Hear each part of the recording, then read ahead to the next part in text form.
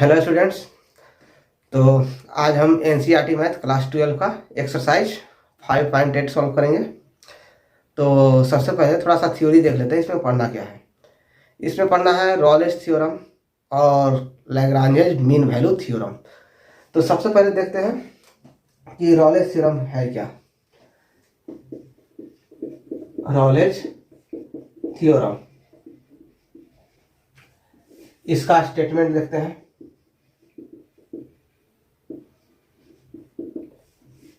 If f of x is any function,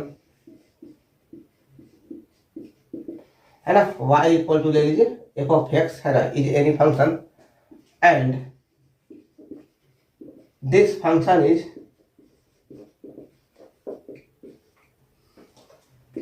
number one में continuous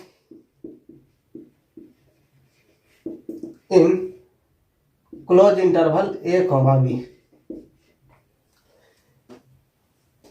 second, differentiable in open interval a, b। Third में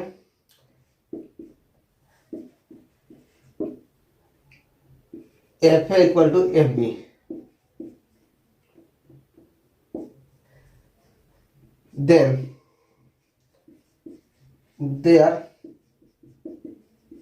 exists at least one point C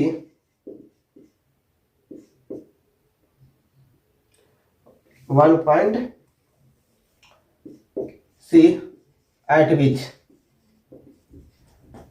f prime of C equal to 0। देखिए यह statement क्या कहता है कि y बराबर F of x कोई फंक्शन है ना, कोई भी फंक्शन है, और वो फंक्शन क्या है कि a से b में कंटिन्यूअस है। ठीक है, a से b में कंटिन्यूअस है, मतलब a से b के बीच में साथ में a और b भी इसमें शामिल है ना। क्लोज इंटरवल का मतलब ये होता है कि a से b के बीच में सब, और a भी शामिल है और b भी शामिल है उसमें सारे पॉइंट पर है ना कंटिन्यूअस है, मतलब सभी पॉइंट पर फंक्शन जो है डिफाइन है ना। सभी पॉइंट पर जो है फंक्शन का कोई ना कोई वैल्यू मिल जा रहा है। और सेकेंड पॉइंट है कि differentiable in open interval A, B. इसका मतलब हो गया कि ओपन इंटरवल ए, बी मतलब ए और बी के बीच में सारे पॉइंट पर है ना इस फंक्शन को डिफरेंशिएट कर सकते हैं, है ना। जैसे डिफरेंशिएशन करते हैं ना, वैसे डिफरेंशिएशन कर सकते हैं इतने सारे पॉइंट पे। मतलब डिफरेंशिएशन करने के बाद जो है और ए से बी के बीच में जिस पॉइंट पर निकालना चाहे उसका वैल्यू रखें, तो फंक्शन जो है का जो डेरिवेटिव जो है उस पॉइंट पर निकल जाए, है ना। इसका मतलब ये हो गया, है ना, क्योंकि फंक्शन जो है ए से बी में कंटिन्यूअस है, और दूसरा पॉइंट हो गया क्या चीज कि ए से बी में, है ना, ए से बी में कंटिन्यूअस है मतलब क्लोज इंटरवल में, और यहाँ से ओपन इंटरवल ए से बी में डिफरेंशिएबल है। और थर्ड पॉइंट क्या होना चाहिए कि F A equal to F B. मतलब ये होगा कि इस फंक्शन में ए बराबर रखें, है ना, एक्स बराबर ए रखें, तो जो वैल्यू निकल के आए इसी फंक्शन में एक्स पावर बी रखने पर वही वैल्यू आ जाए, है ना। तो इसलिए बोलेंगे कि एफ ए बराबर एफ बी है। तब क्या होगा कि ए से बी के बीच में, है ना, ए से बी के बीच में एक पॉइंट सी ऐसा होगा जहां पर इस फंक्शन को डिफरेंशिएट करके, है ना, सी रखने पर उसका वैल्यू क्या आ जाएगा, 0 आ जाएगा। ठीक है, इसको थोड़ा सा अलग लिख देते हैं ना, इफ। तो ये रॉलेस थ्योरम का स्टेटमेंट है। ठीक है, तो क्वेश्चन के थ्रू इसको हम समझेंगे। तो पहले लैग्रांजेज मीन वैल्यू थ्योरम ही देख लेते हैं।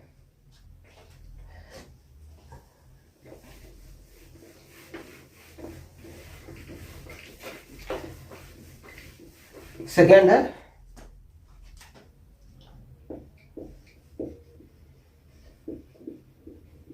लैग्रांजेज मीन वैल्यू थ्योरम। तो इसका स्टेटमेंट क्या है, ये कहता है कि इफ y बराबर F of X B any function and this function is number 1 continuous in close interval a comma B. अच्छा, इसको समझा देते हैं। a कॉमा बी का मतलब क्या हो गया? इसका मतलब हो गया a less than equal to X less than equal to B. देख रहे हैं ना, a से b के बीच में सारे वैल्यू हैं और देखो a भी शामिल है क्योंकि यहाँ इक्वल लगा हुआ है और b भी शामिल है। ठीक है, और open interval a comma B का मतलब हो गया कि a से b के बीच में सब, ना तो a शामिल है ना तो b। देखिए यहाँ इक्वल टू नहीं ना लगा हुआ है, तो a और b को छोड़कर बाकी बीच में जितना पड़ेगा सारे पॉइंट, इसका मतलब ये होता है। ठीक है, तो देखिए, तो y बराबर एफ ऑफ एक्स फंक्शन है ना, और कैसा फंक्शन है कि ये कंटिन्यूअस है a से b क्लोज इंटरवल में, और दूसरा पॉइंट है कि differentiable in open interval a comma B. ठीक है, तो then there exist at least one point in between a and b such that f prime of c equal to F B minus F A बटा में B minus ए। तो ये जो हो गया लैग्रांज मीन वैल्यू थ्योरम का statement हो गया। कह रहा है कि एफ ऑफ एक्स ऐसा फंक्शन है जो क्लोज इंटरवल ए से बी में कंटिन्यूअस है, open interval A comma B में डिफरेंशिएबल है। तो ए और बी के बीच में एक पॉइंट सी ऐसा मिलेगा, है ना, जहां पर डिफरेंशिएशन करेंगे तो उसका वैल्यू किसके बराबर आएगा? F B minus F A, है ना, बाई बी माइनस ए। तो इसको भी क्वेश्चन के थ्रू, है ना, समझेंगे, तो पहले इसको नोट कर लीजिए।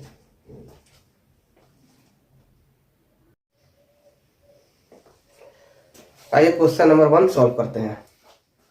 तो इसमें लिखा हुआ है कि verify Rolle's theorem for the function F of x equal to x square plus 2x minus 8 X belongs to, है ना, क्लोज इंटरवल -4, 2। देखिए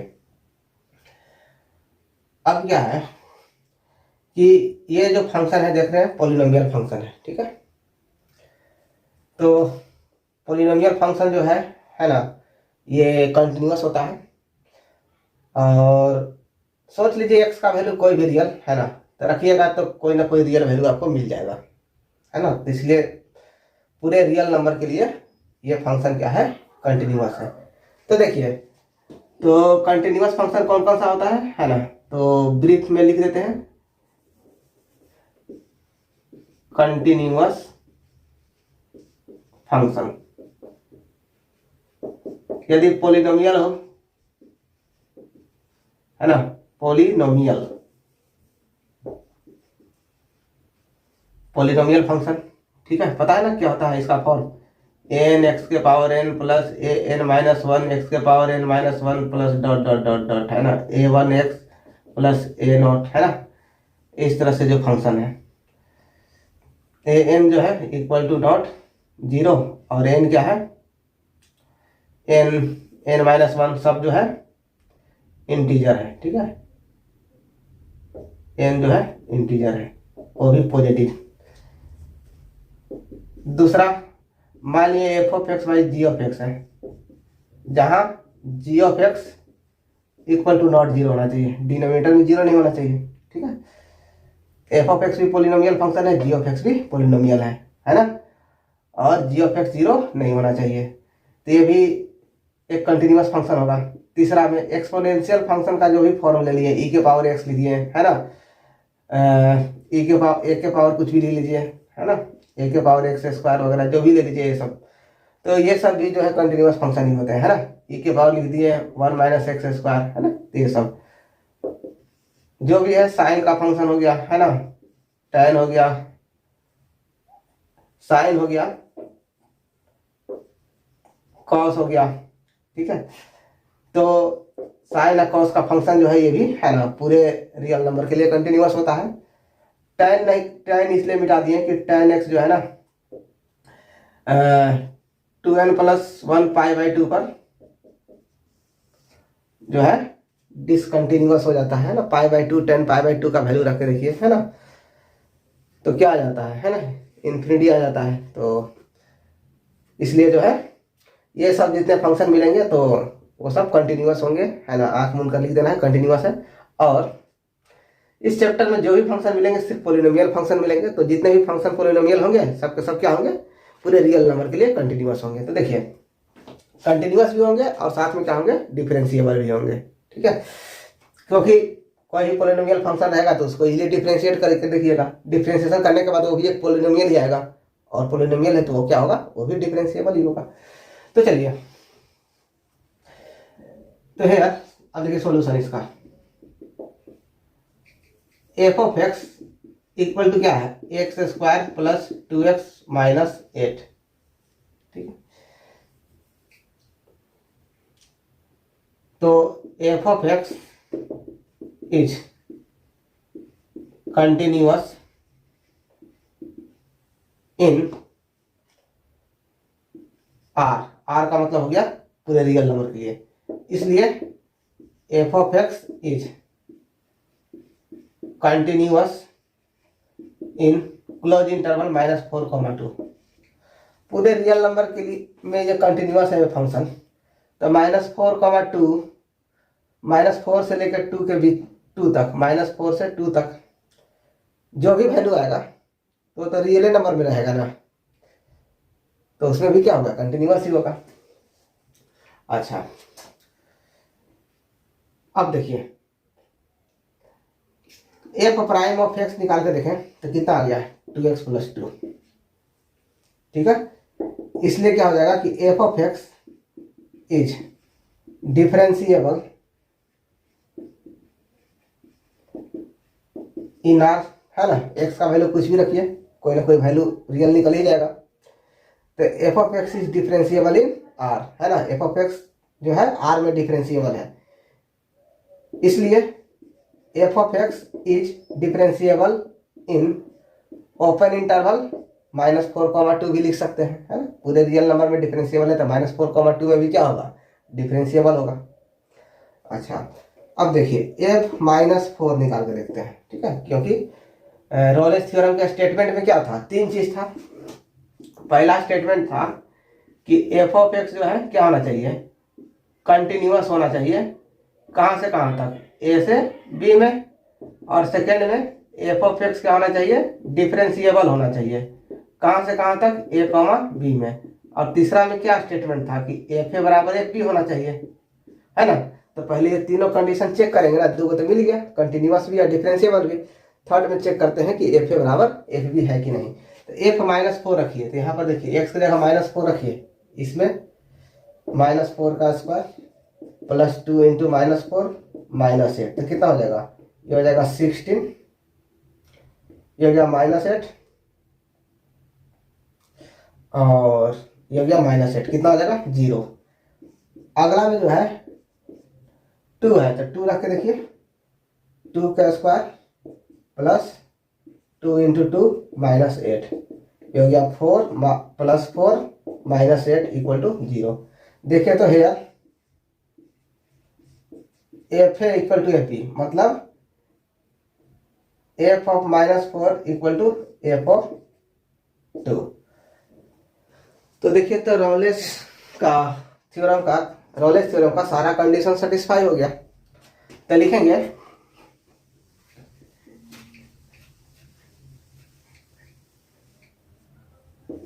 here all the conditions of Rayleigh's theorem is satisfied, है ना। Here all the condition of Rayleigh's theorem is satisfied, है ना। Hence f prime c जो है क्या होगा, जरूर 0 होगा, और जहां सी का वैल्यू कहां से कहां तक होगा, -4 से लेके कहां तक, -4 से लेके 2 के बीच में, है ना, इसके बीच में ही होगा, है ना। ये पॉइंट सी लिखा हुआ था ना कि at least 1 point between A and B so that A prime of C equal to 0। तो चलिए डिफ्रेंशिएशन तो करिए दिए हैं, यहाँ पर सी रख दीजिए, इसमें सी रखिएगा तो यहाँ भी कितना हो जाएगा, 2c + 2 = 0।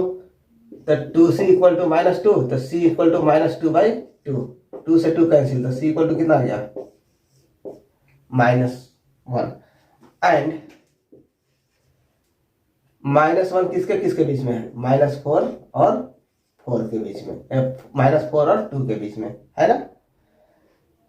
तो वेरीफाई रोलेस थ्योरम, तो रोलेस थ्योरम तो वेरीफाई हो ही गया, सारा कंडीशन फुलफिल हो रहा था, कंटिन्यूअस है, -4 से 2 क्लोज इंटरवल में, ओपन इंटरवल -4 से 2 में डिफरेंशिएबल है, और f -4 = f2 आ गया। तो रोलेस थ्योरम कहता है कि इसके बीच में जरूर एक ऐसा पॉइंट होगा जहां पर उसका डेरिवेटिव क्या होगा, है ना, 0 आएगा। तो पता चला कि c बराबर, इसको सॉल्व किए, है ना, f प्राइम ऑफ c की जगह यहाँ c रखें, तो 2c + 2 यहाँ से सॉल्व किए तो c बराबर -1। तो -1 पे, है ना, डेरिवेटिव 0 है, और -1 कहाँ से कहाँ तक है, -4 से 2 के बीच में, तो लिख देंगे hence Rolle's theorem is verified. ठीक है, तो इसको जो है नोट कर लीजिए।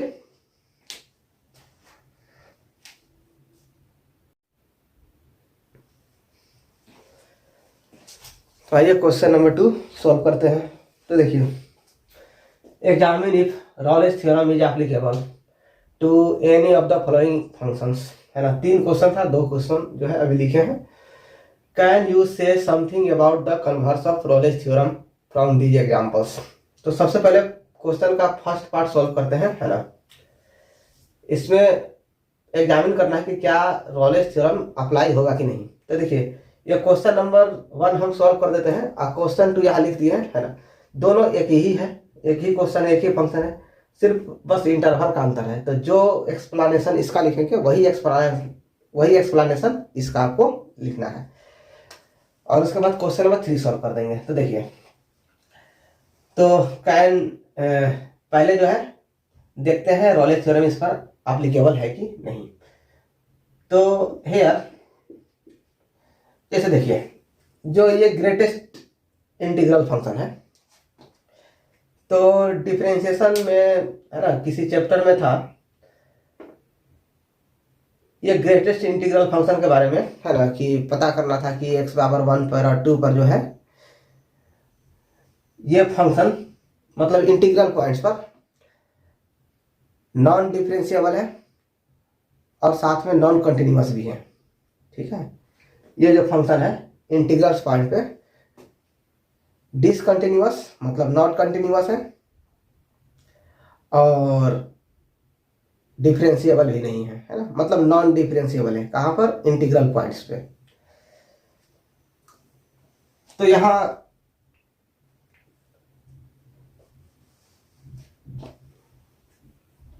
Hair f of x equal to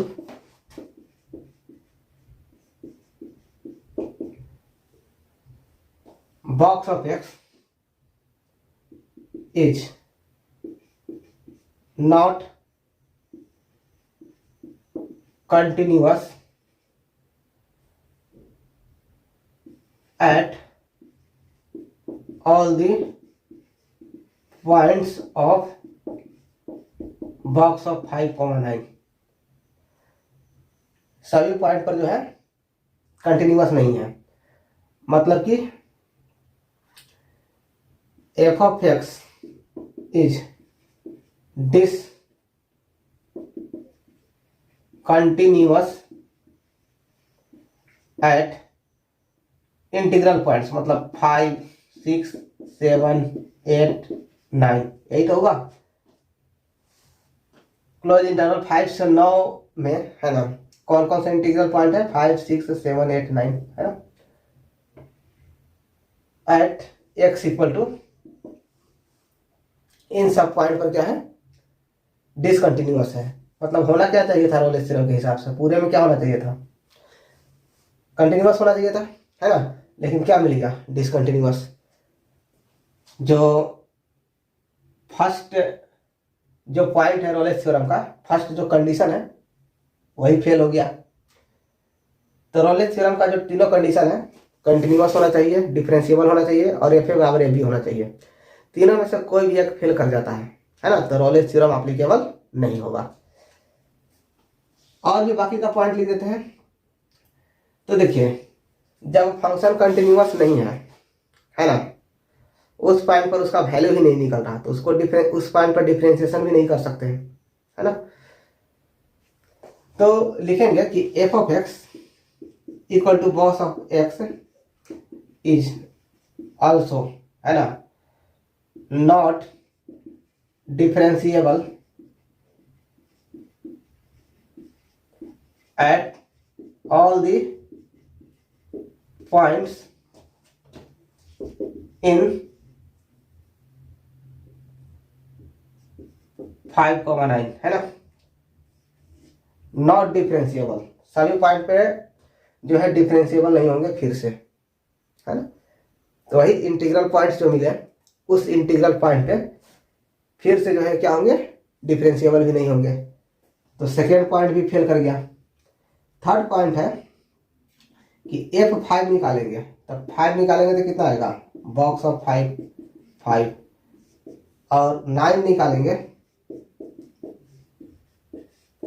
तो 9, F5 equal to not F9। इसमें क्या हुआ कि तीनों का तीनों कंडीशन जो है फुलफिल नहीं हुआ, तीनों कंडीशन फेल कर गया जो रोलेस थ्योरम का था। तो अभी बोले थे कि रोलेस थ्योरम का एक भी कंडीशन फेल करे तो रोलेस थ्योरम उस पर एप्लीकेबल नहीं होगा, ये तो तीनों के तीनों ही फेल कर गए, ठीक है। तो इसमें लिखेंगे कि है all the conditions of Rowley's theorem is not satisfied, इसलिए Rowley's theorem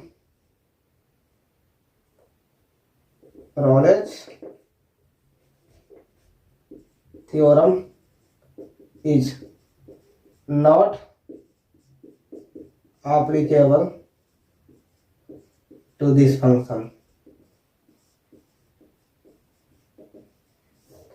है ना। तो रोलेस थ्योरम क्या होगा, इसमें एप्लीकेबल नहीं होगा। अब देखिए, इसको नोट कीजिए। तो इसको इरेज करके सेकेंड क्वेश्चन पे, है ना, आते हैं।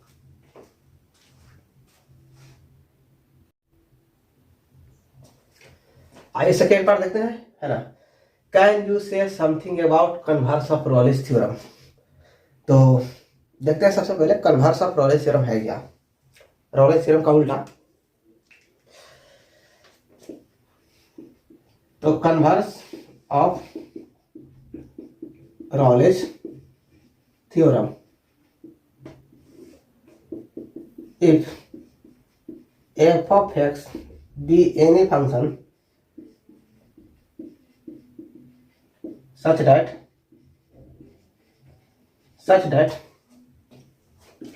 f prime of c is equal to 0 in a comma b for at least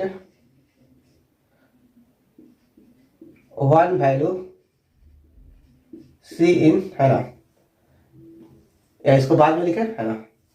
If f of x be any function such that f from prime of c equal to 0 for at least one value c in open interval a comma b, then it is not necessary that f of x is continuous in close interval A comma B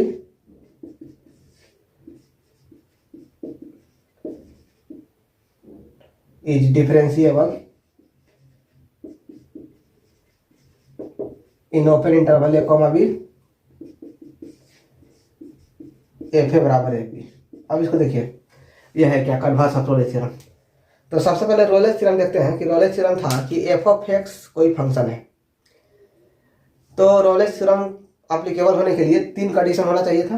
continuous होना चाहिए था close interval A B में, open interval A B में differentiable होना चाहिए था, और F A बराबर एफ बी।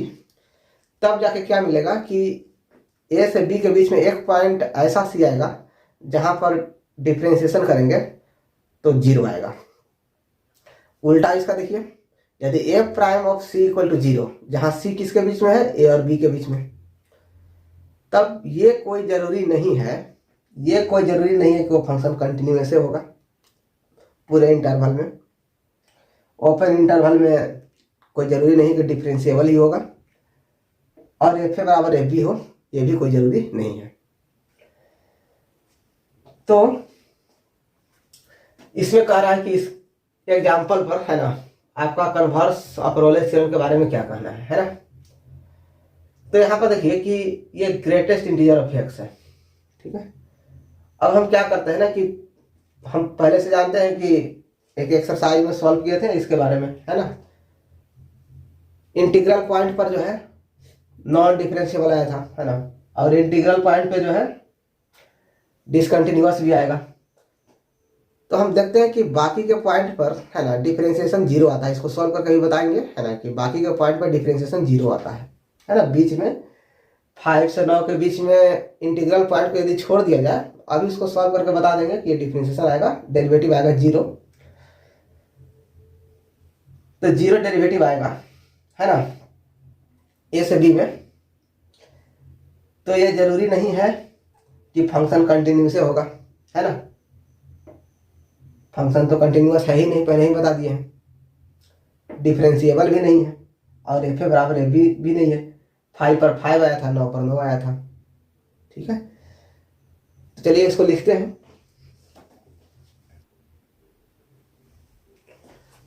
अभी देखिए कन्वर्स ऑफ रोलेस थ्योरम का थ्योरी देखें। अब जो है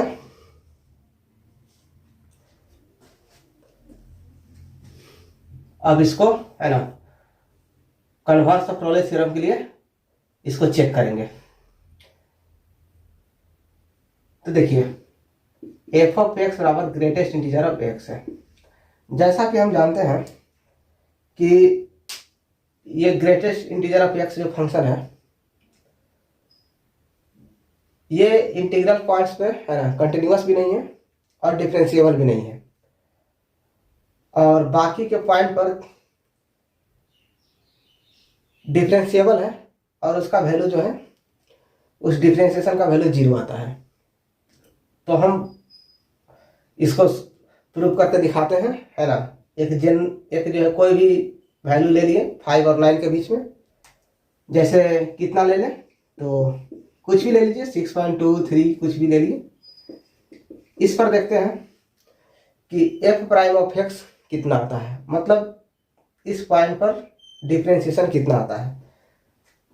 तो सबसे पहले लिखेंगे लेफ्ट हैंड डेरिवेटिव। तो लिखेंगे limit H tends to 0 minus, है ना, एफ ऑफ कितना लिखते हैं 6.3 plus H minus F of 6.3 by क्या लिखेंगे एच, है ना। लेफ्ट हैंड डेरिवेटिव का यही फार्मूला होता था, F of A plus H minus F of A बटा में एच। यहाँ कितना हो गया, limit H tends to 0 minus. अब देखिए यहाँ पर एक्स की जगह रखना है कितना, 6.3 प्लस एच माइनस, एक बार 6.3 रखना है, बटा में क्या लिखेगा एच।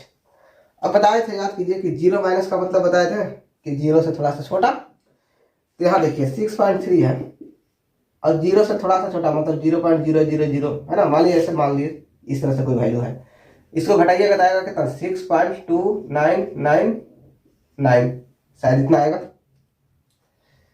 और इसका जब बॉक्स लीजिएगा तो सबसे बड़ा इंटीजर लेकिन इस वैल्यू से छोटा, तो 6 ही आएगा। और 6.3 का देखा जाए तो इससे छोटा लेकिन सबसे बड़ा इंटीजर कितना आएगा, ये भी 6 आएगा। मतलब इसका भी वैल्यू 6 ही आने वाला है, इसका भी वैल्यू 6 ही आने वाला है। तो हो जाएगा कितना, limit h tends to 0 minus, ये हो गया 6 माइनस 6 बाई h, 6 में से 6 गया कितना, 0। तो लेफ्ट हैंड डेरिवेटिव कितना आ गया, 0। उसी प्रकार से सॉरी राइट हैंड डेरिवेटिव ये देखा जाए तो limit h tend to 0 plus f of कितना पर निकाल रहे थे, 6.3 पर, minus f of 6.3 by h। Right hand derivative का ये फॉर्मूला था, limit h tend to 0 plus, है ना, f of a plus h minus f of a बटा में h। 0 प्लस मतलब 0 से थोड़ा सा ज्यादा, है ना। Limit h tends to 0 plus, यहां पर रखेंगे 6.3 प्लस h, तो लिखेंगे 6.3 प्लस h माइनस 6.3 बटा में h। तो 6.3 प्लस h का मतलब हो गया 0.0000, ऐसे सोच लीजिए दिमाग में, है ना, इतना। और इसका बॉक्स लीजिएगा तो 6.30001 कितना वैल्यू आएगा, 6। और यदि इस 6.3 का इससे बड़ा इंटीजर लेकिन इससे छोटा, है ना, ग्रेटेस्ट इंटीजर कितना आ जाएगा, 6। इसका भी 6, इसका भी 6। Greatest integer but less than 6.3 कितना आएगा, 6। तो इसका भी आया 6 और इसका भी आया 6, तो कितना हो गया, 0। तो left hand derivative equal to right hand derivative बराबर 0। इसका मतलब ये होगा कि इंटीग्रल पॉइंट के अलावा आप जनरल कोई भी पॉइंट लेके उठाइएगा, है ना, तो उन सब पर हम तो एक जनरल वैल्यू नहीं, कोई एक वैल्यू लेकर हम बता दिए कि देखिए 0 आया, है ना। Left hand derivative right hand derivative, इसलिए जो है डिफरेंशिएशन कितना आएगा, 0 ही आएगा, है ना। Left hand derivative right hand derivative जितना बराबर आ गया तो इसका मतलब डिफरेंशिएशन उस पॉइंट पे 0। तो इसका मतलब हो गया कि इसके बीच में कोई जनरल पॉइंट उठाइएगा तो किसी भी जनरल पॉइंट पे, है ना, डेरिवेटिव आएगा 0। तो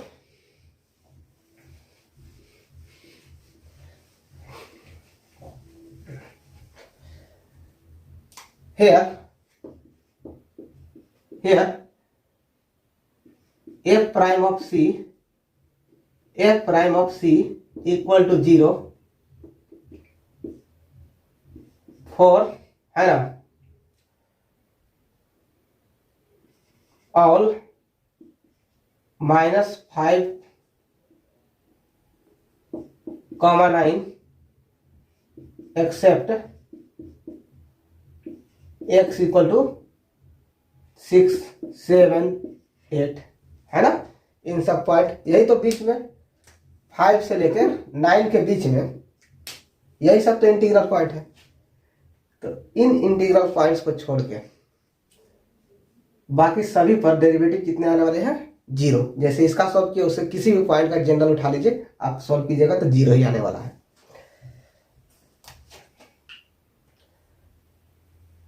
बट ये जो f ऑफ x है इज नॉट डिफरेंशिएबल, या पहले लिखिए कंटिन्यूअस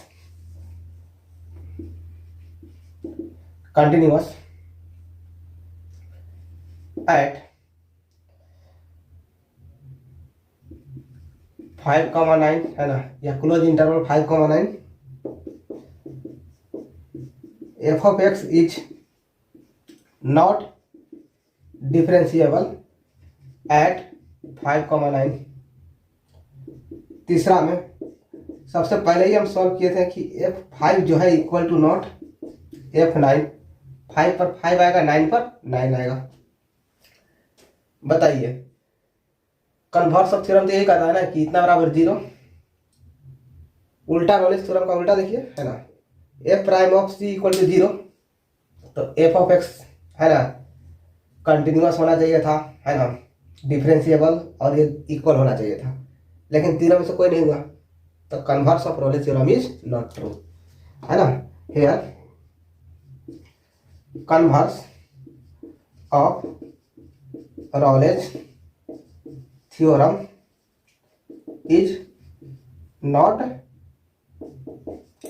ट्रू। तो जब थ्योरी बता रहे थे तो उसमें लिखा हुआ था कि F prime of C equal to 0 है, जहां सी जो है ए से बी में है। तो it is not necessary that, ये कोई जरूरी नहीं है कि जो फंक्शन है कंटिन्यूअस हो, close interval A comma B में, ओपन इंटरवल में ए कॉमा बी में डिफरेंशिएबल हो, और एफ ए बराबर एफ बी हो, कोई जरूरी नहीं है। हो भी सकता है और नहीं भी हो सकता है।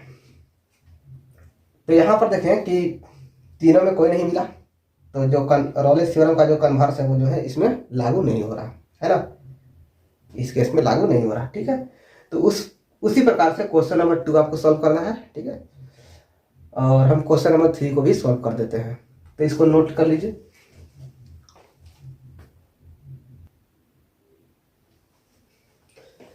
आइए यहाँ क्वेश्चन नंबर 3 रखते हैं। तो देखिए पॉलिनोमियल फंक्शन है, तो F of X is continuous in whole real number. तो रियल नंबर में ही तो 1 से 2 तक ही, 1 से 2 तक का वैल्यू मिलेगा, है ना, पूरे रियल नंबर में ये वैल्यू तो जरूर लाई करेगा, है ना। तो एफ ऑफ एक्स पूरे रियल नंबर में कंटिन्यूअस है, तो इसमें भी क्या होगा, क्लोज इंटरवल 1 से 2 में भी क्या होगा, कंटिन्यूअस ही होगा। F of X is differentiable in open interval 1, 2।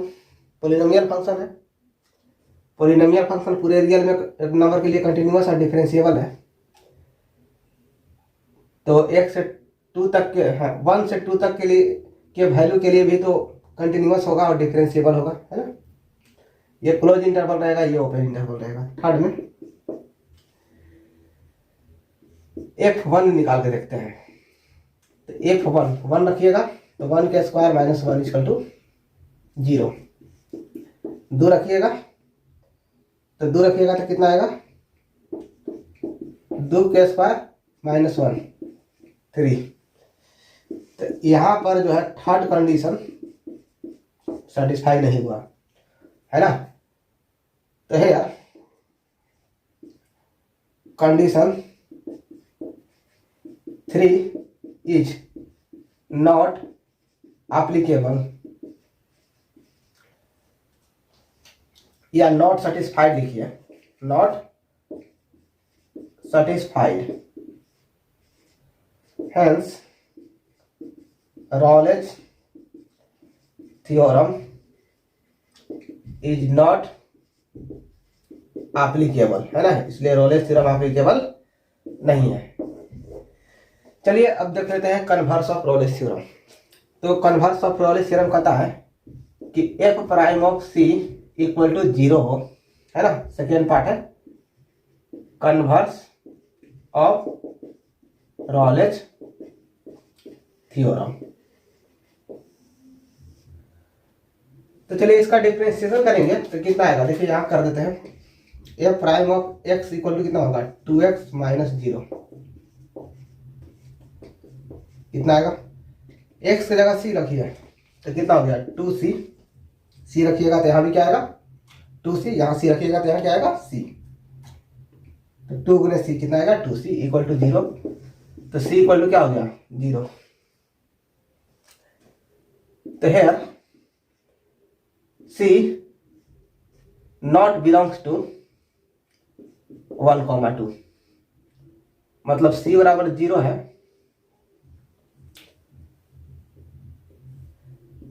Not belongs to, या खाली लिख दीजिए जीरो जो है नॉट बिलोंग्स टू 1,2। 1 से 2 में होना चाहिए था, लेकिन 1 से 2 में है नहीं, है ना।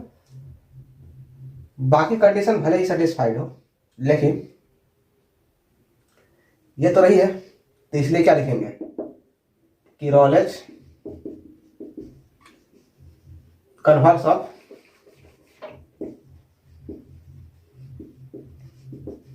रॉलेज थ्योरम इज नॉट ट्रू। याद कीजिए कन्वर्स ऑफ रॉलेज थ्योरम में क्या लिखा हुआ था, लिखा हुआ था कि एफ प्राइम ऑफ सी बराबर 0 वेयर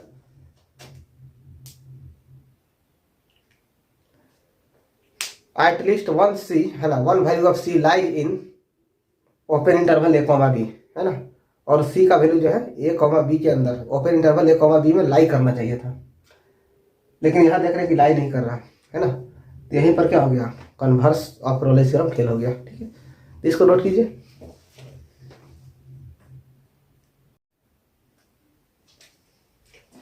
आइए क्वेश्चन नंबर 3 सॉल्व करते हैं।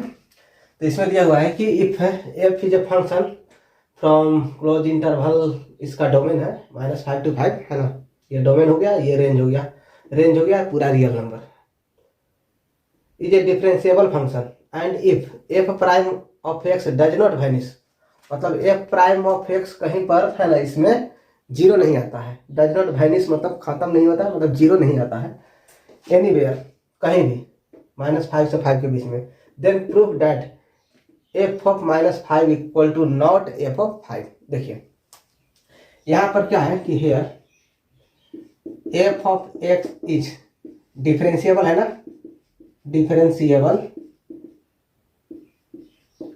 इन -5,5। अच्छा, तो क्या ये कंटिन्यूअस होगा? तो हाँ, जो फंक्शन डिफरेंशिएबल होता है वो मस्ट है कि वो कंटिन्यूअस होगा। देखिए तो कोई फंक्शन डिफरेंशिएबल तभी होता है, क्या लिखते हैं, लिमिट एच टेंस टू 0, है ना, एफ प्राइम ऑफ एक्स बराबर क्या लिखेंगे, limit H tends to 0 F of X plus H, और मान लीजिए कि वो किसी सी पॉइंट पर हम चेक करना चाहते हैं, तो एक्स से क्या रखिएगा, सी रखिएगा, यही रखने का तरीका था, माइनस एफ ऑफ सी बटा में एच, यही रखते थे। अच्छा, अब देखिए एच टेंस टू 0 खाली लिख दिए, अब कहें कि अब तो लेफ्ट हैंड डेरिवेटिव और राइट हैंड डेरिवेटिव निकालते थे, तो हम बताए थे कि एच टेंस टू 0 का मतलब होता है कि एच टेंस टू 0 माइनस, इसका दो मतलब होता है, एच टेंस टू 0 माइनस, 0 से या तो थोड़ा सा कम भी हो सकता है या 0 से थोड़ा सा ज्यादा, ठीक है। तो 0 से थोड़ा सा कम लेते थे तो उस कंडीशन में लेफ्ट हैंड डेरिवेटिव निकलता था, 0 से थोड़ा सा ज्यादा लेते थे तो राइट हैंड डेरिवेटिव, ठीक है, और दोनों को कंबाइंड रूप से एच टेंस टू 0 लिखते हैं। अब देखिए अब क्या है कि इसको इधर लाएंगे तो कितना हो जाएगा, H into F prime of C, इधर भी लिमिट एच है, जहां रहेगा एच उधर, है ना, लिमिट भी साथ में जाएगा, limit H tends to 0 equal to कितना हो गया, limit H tends to 0 F of C plus H minus F of C, H 0 रखिएगा तो 0 गुने एफ प्राइम ऑफ सी कितना आ जाएगा, 0 इक्वल टू यहाँ पर देखिए limit H tends to 0 F of C plus H minus F of C, इसको इधर लाइएगा तो कितना आ गया, देखिए तो एक को इधर लाइएगा तो लिमिट कितना हो गया, इसी को पहले लिख देते हैं, H tends to 0 F of कितना आ गया, सी प्लस एच और इक्वल टू कितना हो गया, एफ ऑफ सी। ये देखिए सी प्लस एच, है ना, और लिमिट एच टेंस टू 0 है, मतलब ये हो गया कि सी के बगल वाला पॉइंट हो गया है ना, सी के क्या हो गया, बगल वाले पॉइंट पे, याद कीजिए सी है, तो यदि 0 प्लस किया जाए तो सी में थोड़ा सा ऐड होगा तो इधर वाला पॉइंट आएगा सी प्लस, और एच टेंस टू 0 माइनस लिया जाए, क्योंकि एच टेंस टू 0 का मतलब 0 प्लस होता है और 0 माइनस होता है, तो सी में से कुछ ना कुछ घटेगा, तो थोड़ा सा चीज कोई ना कोई घटेगा, मतलब थोड़ा सा कोई वैल्यू घटेगा तो सी माइनस आएगा इधर से। तो इसका मतलब लेफ्ट हैंड लिमिट और राइट हैंड लिमिट दोनों बता रहा है, और दोनों पर जो वैल्यू आ रहा है ना, वो एफ ऑफ सी के बराबर आ रहा। तो देखिए, तो लिमिट का तो यही कंडीशन था ना कि लेफ्ट हैंड लिमिट पर जितना वैल्यू अप्रोच करें और राइट हैंड लिमिट पर, ये दोनों इसमें शामिल है, लेफ्ट हैंड लिमिट और राइट हैंड लिमिट दोनों शामिल है। तो वो वैल्यू एक्स बराबर सी पर डायरेक्ट है ना, मतलब कि पूरे पूरे सी पर जो वैल्यू है फंक्शन का उसके बराबर है। पढ़ते थे ना, लेफ्ट हैंड लिमिट बराबर राइट हैंड लिमिट बराबर function value at the given point, है ना, जिस पॉइंट पर लिमिट चेक कर रहे होते हैं वो यदि बराबर हो जाता है तो फंक्शन क्या होता था, कंटिन्यूअस। तो चले थे कि डिफरेंशिएबल है, पता चल गया कि कंटिन्यूअस भी है। तो एक बहुत ही इंपॉर्टेंट पॉइंट ये नोट कर लीजिए, note point 1, if any function f of x is differentiable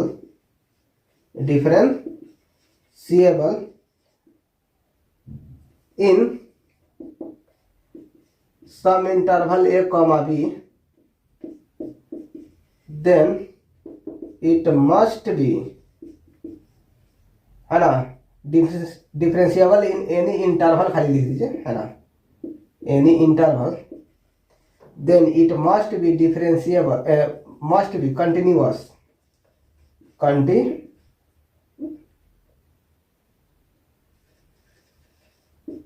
in that interval।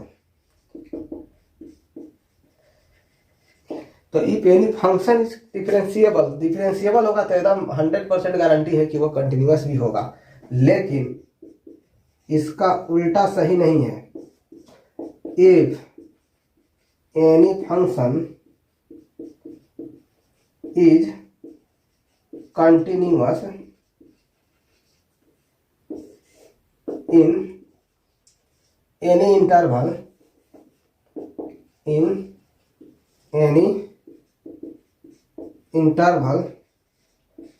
then it may or may not be differentiable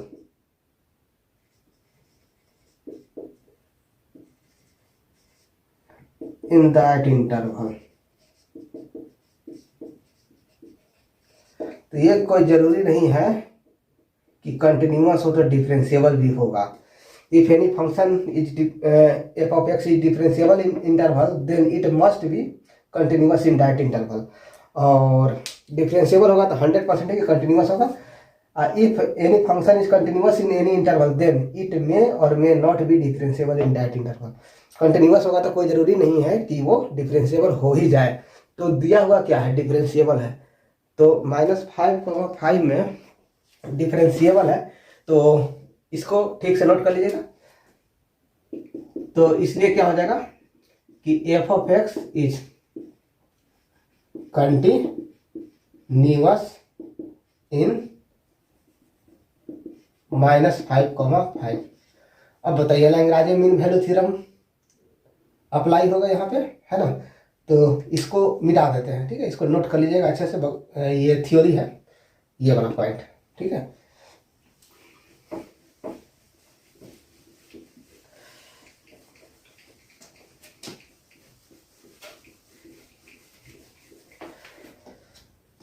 तो देखिए, इसलिए फ्रॉम मीन वैल्यू थ्योरम, मतलब Lagrange mean value theorem,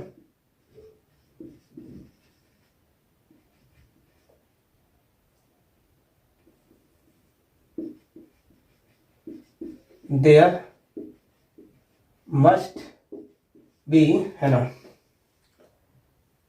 at least one point in -5,5, है ना, या open interval -5,5, so that f prime of c equal to क्या होता है, F B minus F A बटा में b माइनस ए, यही लिखते हैं। तो यहाँ से देखिए एफ प्राइम ऑफ सी बराबर क्या हो गया, एफ बी, ई है बी है, ई है ए, तो वैल्यू रखते जाइए, F B minus F A अब बटा में बी माइनस ए हो गया। अच्छा यहाँ देखिए तो 5 minus minus plus, cross multiplication कर दीजिए, इसमें से मल्टीप्लाई होगा तो F 5 minus F minus 5 equal to 5 minus minus plus, तो 10 हो गया, तो 10 में F prime of C. Here F prime of C जो है जीरो नहीं है, क्वेश्चन में पहले ही दिया हुआ है कि डज नॉट वैनिश, मतलब ये जीरो नहीं है। तो जीरो नहीं है तो 10 से मल्टीप्लाई करेंगे तो जीरो आएगा ही नहीं, है ना। 10 में किससे मल्टीप्लाई करने पर जीरो आएगा, तो जीरो से, और जब जीरो है ही नहीं तो जीरो नहीं आएगा। तो इसका मतलब हो गया कि F 5 minus F of minus 5 ये जीरो आएगा ही नहीं। तो एफ ऑफ 5 बराबर कितना हो गया,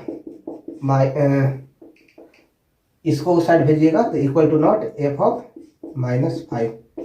देखिए तो इन्हें वेरीफाई करना था, ठीक है, तो इसको नोट कर लीजिए।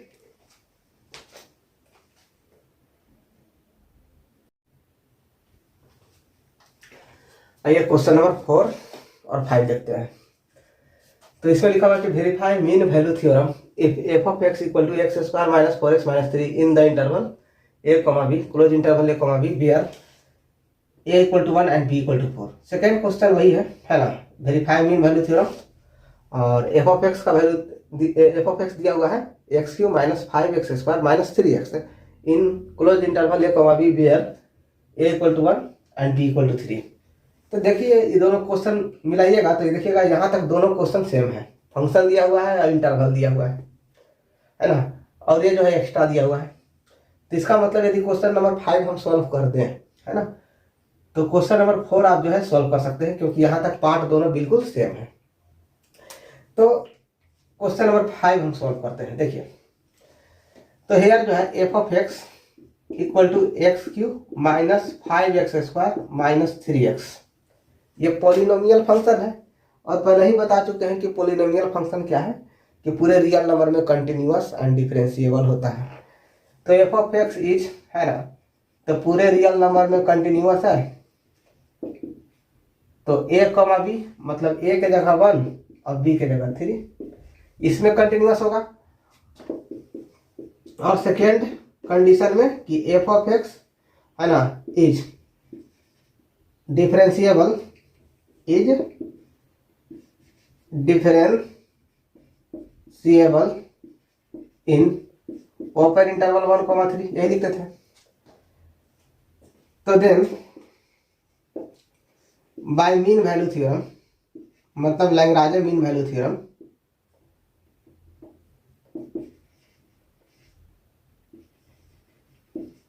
there exists at least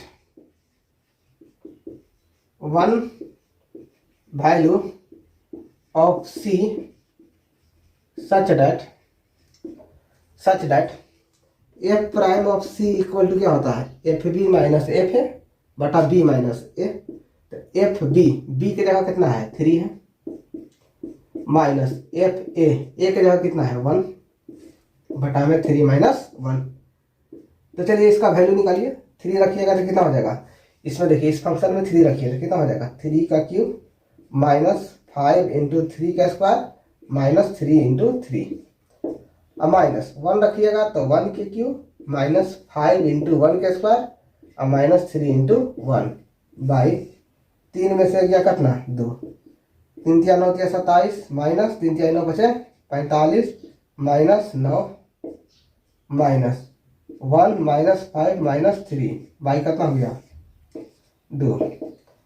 अब देखिए माइनस 45 और माइनस 9, ठीक है, तो ये हो जाएगा माइनस 54 और प्लस 27, तो माइनस कितना हो गया 27, ठीक है।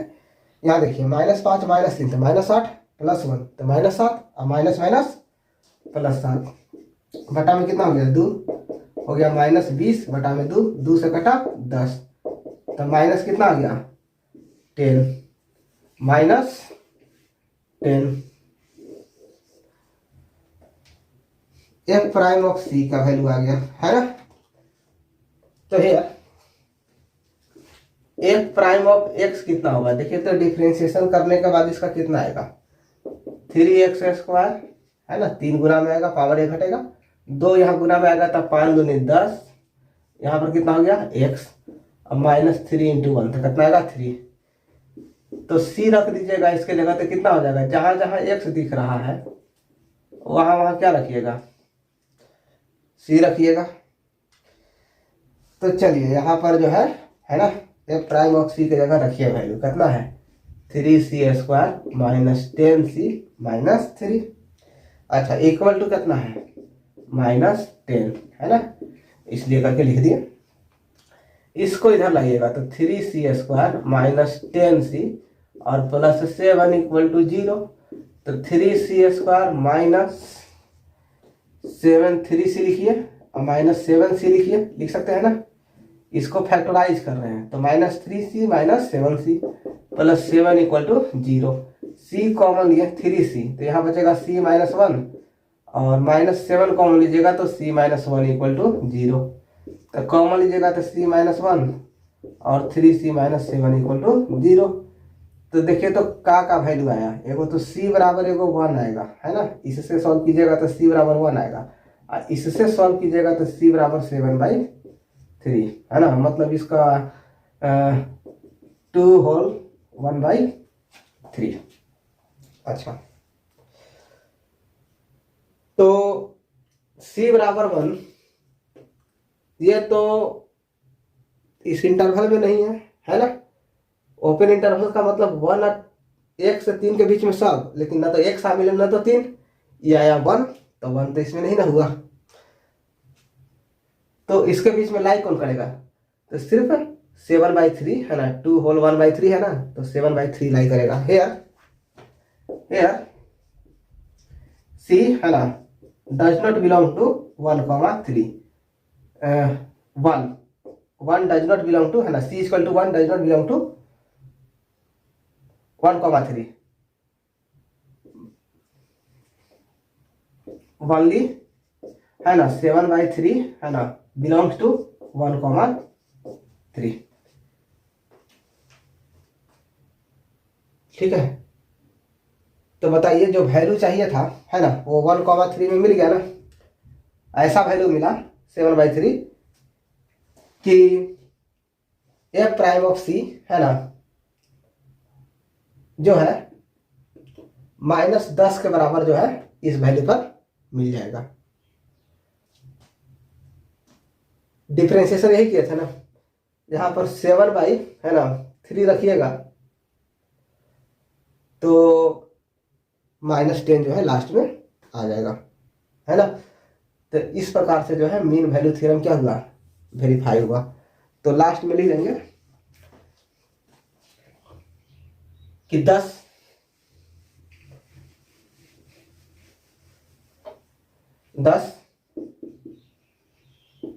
Mean value theorem is verified. तो चलिए क्या क्या स्टेप्स है ना फॉलो किए। सबसे पहले कंटिन्यूअस है, डिफरेंशिएबल है ना, पॉलिनोमियल फंक्शन है, तो लैग्रांज मीन वैल्यू थ्योरम कहता है तो कि एफ प्राइम सी बराबर F B minus F A बटे बी माइनस ए होना चाहिए, जहाँ सी कहाँ किस में लाई करेगा, close open interval A comma B में लाई करेगा है ना, open interval A comma B में लाई करेगा, मतलब 1,3 में लाई करना चाहिए यहाँ पे।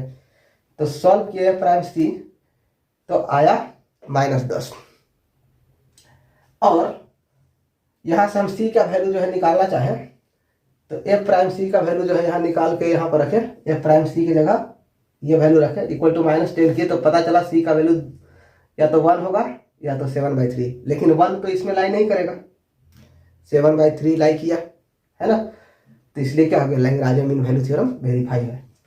अच्छा अगला है कि find all c belongs to 1, c for which f prime of c equal to 0, f prime c equal to कितना आना चाहिए 0। तो 1 से 3 के बीच में कौन कौन से पॉइंट होंगे जहां पर f प्राइम ऑफ c 0 है, 1 से 3 के बीच में कौन कौन से पॉइंट होंगे जहां पर एफ प्राइम ऑफ सी क्या हो 0। तो एफ प्राइम ऑफ सी तो यही ना है, कहां पर निकाले थे ये। तो इसको रखिए 3c² minus 10c minus 3 equal to 0। तो क्वाड्रेटिक इक्वेशन कैसे सॉल्व करते थे याद है, minus B plus minus root under b² minus 4ac करके लिखते थे ना। ठीक है, तो हम डायरेक्ट जो है हम लिखते हैं, तो माइनस बी ये होता a b c, और ये c तो हम वैल्यू निकाल रहे हैं ना, ये दूसरा है। अब plus minus root under b² minus 4ac है ना, 4 गुने a गुने c बटा में 2a। ऐसे लिखते थे क्वाड्रेटिक इक्वेशन, ऐसे सॉल्व करते थे ना, x² plus bx plus c equal to 0। तो x का वैल्यू क्या लिखते थे, minus B plus minus root under b² minus 4ac by 2a। 2a है तो इसी पर बैठा दिए, ये a ये b ये c हुआ। ये c तो यहाँ वैल्यू निकाल रहे हैं, यहाँ पर c समझ लीजिए कि एक है ना, जो वैल्यू निकाल रहे हैं वो है। यहाँ पर x वेरिएबल है और यहाँ पर हम c निकाल रहे हैं। देखिए ये हो गया 10 प्लस माइनस रूट अंडर, ये हो जाएगा 100 प्लस 36 बटा में 6। ये हो गया 10 प्लस माइनस, ये हो गया 136। अच्छा 136 को 4 से कट जाएगा तो 4 तिहाई 12, 4 चौक 16, शायद 34 आएगा। तो कितना हो गया, ये हो गया 10 प्लस माइनस 2 रूट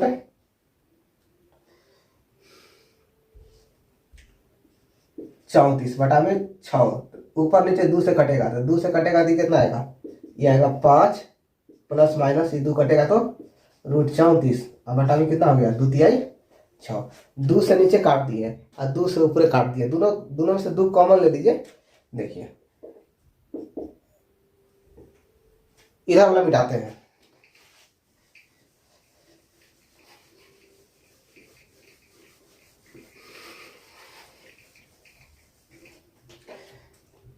c बराबर कितना आ गया, 2 कॉमन लीजिएगा तो 5 और प्लस माइनस रूट 34 अब बटा में 6, 2 तिहाई 6। तो c इक्वल टू 5 और प्लस माइनस रूट 34 अब बटा में कितना हो गया 3। अच्छा अब देखिए c का वैल्यू 1 और 3 के बीच में होना चाहिए, तो c का वैल्यू हो गया 5, एक प्लस में रूट 34 बटा में 3 आएगा माइनस में रूट 34 बटा में 3। अच्छा 25 के जो स्क्वायर रूट होता है ना 5 होता है, 36 का 6 होता है, तो 34 का लगभग वही 5.989 के आसपास आने वाला है। तो बताइए 5 में से मान लीजिए 5.8 ले लेते हैं है ना, तो 5 में से 5.8 घटाइएगा तो कितना आएगा माइनस 0.8 आएगा बाई 3, निगेटिव नंबर। तो निगेटिव नंबर तो 1 और 3 के बीच में लाइन ही ना करेगा है ना। Here c equal to 5 minus root 34/3 is neglected है ना, या रिमूव्ड।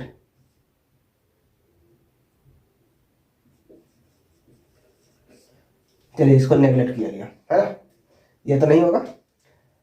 यहाँ देखिए 5 प्लस 5.8/3 10.8।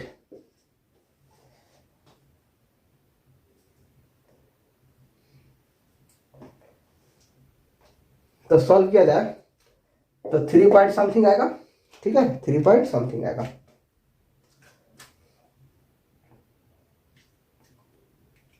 थ्री 3.6 इसके करीब में आएगा। अब बताइए ये भी वैल्यू क्या है, 1 और 3 के बीच में नहीं है, 3 से बाहर है। ये माइनस में था मतलब कि 1 से और छोटा हो गया था, और ये 3.6 हो गया मतलब 3 से बाहर हो गया। तो है यार ऐसे लिखेंगे, here both values does not या डू नॉट लाई इन 1,3, इसलिए there be no any value in 1,3 at which f prime of C equal to कितना हो जाए, 0 हो जाए। मतलब बीच में ऐसा कोई पॉइंट नहीं है जहां पर उसका डेरिवेटिव कितना आ जाए, 0 आ जाए। ठीक है, तो चलिए इसको नोट कर लीजिए। क्वेश्चन नंबर 5, आइए क्वेश्चन नंबर 6 से सॉल्व करते हैं। इसमें देखिए, examine the applicability of mean value theorem for all the 3 function given in exercise 2। देखिए एक्सरसाइज 2 में 3 क्वेश्चन दिया हुआ था, उसमें क्या किया था ना कि चेक करना था रोलेस थ्योरम का एप्लीकेबिलिटी, और इसमें चेक करना है मीन वैल्यू थ्योरम का एप्लीकेबिलिटी। फर्स्ट और सेकेंड क्वेश्चन बोले थे कि बिल्कुल सेम है, तो इसमें क्वेश्चन नंबर 1 में जो लिखेंगे क्वेश्चन नंबर 2 में भी वही लिखेंगे। तो चलिए क्वेश्चन नंबर 1 देखते हैं कि एफ ऑफ एक्स बराबर कितना दिया हुआ है, बॉक्स ऑफ एक्स। इसका मतलब है कि ये जो फंक्शन है पहले से ही बता चुके हैं कि इंटीग्रल पॉइंट्स पर है ना तो कंटिन्यूअस है ना तो डिफरेंशिएबल है। तो लिखेंगे F of X is not continuous at all the points of interval close interval 5,9। जानते हैं कि डिसकंटिन्यूअस एट 5, 6, 7 है ना, एट x इक्वल टू 5, 6, 7, 8, 9 है ना, इन सब पॉइंट पे बीच में है ना, ये सब जो पॉइंट लाई करेंगे तो इस पर डिसकंटिन्यूअस है। सेकेंड कंडीशन है कि F of X is not differentiable at all the points of open interval 5,9। जानते हैं कि नॉन डिफरेंशिएबल है एट एक्स इक्वल टू 6, 7, 8। ठीक है, तो दोनों कंडीशन नहीं सेटिस्फाई किया, एक भी कंडीशन सेटिस्फाई नहीं करेगा तो एप्लीकेबल नहीं होगा मीन वैल्यू थ्योरम। ये तो दोनों नहीं सेटिस्फाई किया, इसलिए mean value theorem is not applicable to this function. अब देखते हैं नेक्स्ट है ना, 1 तो हो गया। अब क्वेश्चन नंबर 3 देखते हैं। तो क्वेश्चन नंबर 3 में दिया हुआ है कि F of x equal to x square minus 1 है, और एक्स का वैल्यू कहां से कहां तक है, -1 से 2 तक। तो देखिए एफ ऑफ एक्स और कितना दिया हुआ है, एक्स स्क्वायर -1। तो इस फंक्शन का है ना एप्लीकेबिलिटी चेक करना है मीन वैल्यू थ्योरम के, मीन वैल्यू थ्योरम का एप्लीकेबिलिटी चेक करना है। ठीक है, तो देखिए पॉलिनोमियल फंक्शन है, तो F of X is continuous in 1,2 है ना, close interval 1,2। F of X is differentiable in 1,2। ठीक है, then there exists at least one value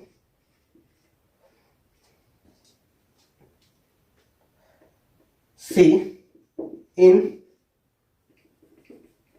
1,2 so that f prime of c equal to कितना होना चाहिए, याद कीजिए एफ बी माइनस एफ है बाई बी माइनस ए। हम कुछ नहीं किए हैं, लैग्रांज मीन वैल्यू थ्योरम का जो स्टेटमेंट है वो लिखे हैं। ठीक है,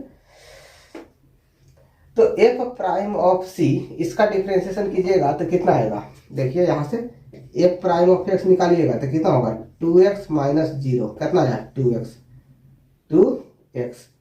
एक्स की जगह सी रिप्लेस कीजिएगा तो यहाँ सी लिखिएगा ना, तो लिखिएगा तो 2c होगा। ठीक है, और देखिए बी की जगह कितना रखना है 2, ए की जगह 1, तो लिखिएगा F2 माइनस F1 अब बटा में 2 माइनस 1, बी की जगह 2, ए की जगह 1। तो यहाँ से देखिए तो 2c इक्वल टू, यहाँ 2 रखिएगा तो 2 के स्क्वायर माइनस 1 रखिएगा तो 1 के स्क्वायर माइनस 1 बाई 2 माइनस 1 तो 1 हो गया। तिरछा तिरछी गुना कीजिएगा तो आएगा कितना 2c इक्वल टू, यहाँ देखिए 2 दूनी 4, 4 में से गया 3, 1 में से गया 0, तो काम खत्म है ना। तो यहाँ से देखिए तो और c बराबर कितना आ गया 3/2, बताइए 3/2 हेयर 3/2 बिलोंग्स टू 1,2 है ना, 1 और 2 के बीच में ही 3/2 मतलब 1.5 लाई करता है। तो इसलिए mean value theorem is applicable है ना इस फंक्शन के लिए। तो इसको अच्छे से नोट कर लीजिए। इस प्रकार से क्वेश्चन एक्सरसाइज 5.8 है ना ये पूरा समाप्त हो गया।